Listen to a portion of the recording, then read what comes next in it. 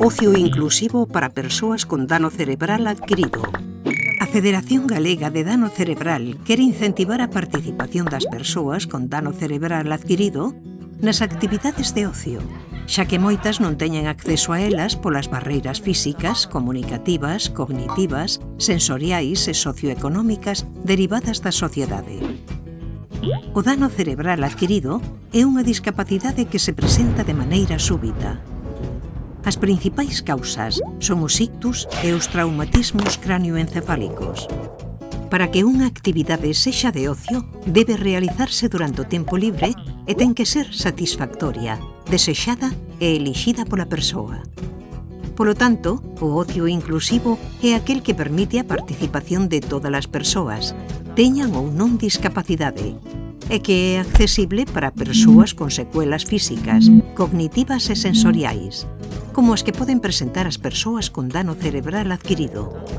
O ocio protexe a nosa saúde, contribúe a ter un bo estado de ánimo, propicia as relacións persoais, contribúe á participación na comunidade e axúdanos no noso desenvolvemento persoal. No caso das persoas con dano cerebral, estes factores cobran moita importancia debido á súa maior vulnerabilidade a nivel de saúde física e mental, e de inclusión e participación social. Que recomendacións podemos seguir para que unha actividade sexa inclusiva e accesible? 1. A contorna non debe presentar barreiras arquitectónicas, cognitivas ou sensoriais. 2. Débese contar con medidas de apoio que faciliten a participación. 3.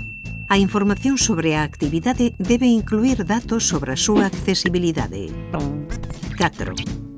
O material necesario para o seu desenvolvemento debe ser accesible. 5. Debes ofrecer orientación e apoio ás persoas con discapacidade. 6. As persoas de apoio, por exemplo, asistentes persoais, deben acceder gratuitamente. 7. Garantir o acceso preferente nas actividades que requiran tempos de espera. 8. Reservarase a ocupación das prazas que sexan máis accesibles. 9. Débese contar con profesionais de apoio para as persoas con discapacidade. 10. Os grupos deben ser reducidos para garantir a participación activa. 11. Flexibilizar os tempos para que as persoas poidan participar ao seu ritmo. 12. Facilitar un servizo de transporte adaptado. O ocio é un dereito de todas e todos.